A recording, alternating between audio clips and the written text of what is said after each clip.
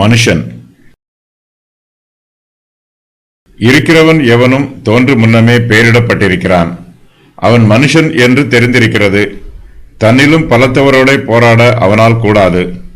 இந்த பிரபஞ்சத்தில் நமக்கு எவ்வளவுதான் ஐஸ்வர்யம் இருந்தாலும், எவ்வளவுதான் அதிகாரம் இருந்தாலும், எவ்வளவுதான் பேரும் புகழும் இருந்தாலும், நாம் இன்னும் மனுஷராக மாத்திரமே இருப்போம்.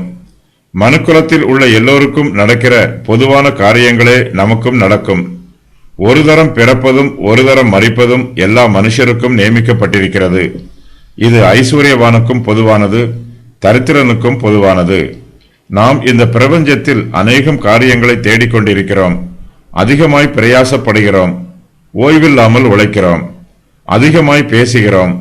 இருக்கிறவன் எவனும் தோன்று முன்னமே பெயரிடப்பட்டிருக்கிறான் என்று சாலமோன் சொல்லுகிறார். நாம் பிறப்பதற்கு முன்பாகவே நமக்கு மனுஷன் என்று பெயர் கொடுக்கப்பட்டிருக்கிறது. தேவனே நமக்கு இந்த பெயரை கொடுத்திருக்கிறார்.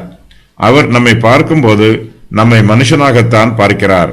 மனுஷன் என்னும் பெயர் உயர்ந்த பெயர் அல்ல, அது ஒரு தாழ்மையான பெயர். ஆதியிலே தேவன் மனுஷனை சிருஷ்டித்தார். அவர்களை ஆணும் பெண்ணுமாக சிருஷ்டித்தார். அவர்களை சிருஷ்டித்த நாளிலே தேவன் அவர்களுக்கு மனுஷர் என்று பெயரிட்டார். அவர்களுக்கு ஆதாம் என்று பெயரிட்டார். ஆதாம் என்னும் பெயருக்கு சிவப்பு மண் என்று பெயர். எல்லா மனுஷரிடத்திலும் ஆதாமின் சுபாவம்தான் இருக்கிறது. தேவனுடைய பார்வையில் எல்லோருமே சிவப்பு மண்ணாகத்தான் இருக்கிறோம். நாம் பெரிய ஐஸ்வர்யவான்களாக இருந்தாலும், தலைவர்களாக இருந்தாலும், நம்மை பற்றி நினைக்கும் போது நாம் மனுஷர் என்று நினைவு கூற வேண்டும். ஜாதிகள் தங்களை மனுஷர் என்று அறியும்படிக்கு அவர்களுக்கு பயம் உண்டாக்கும்.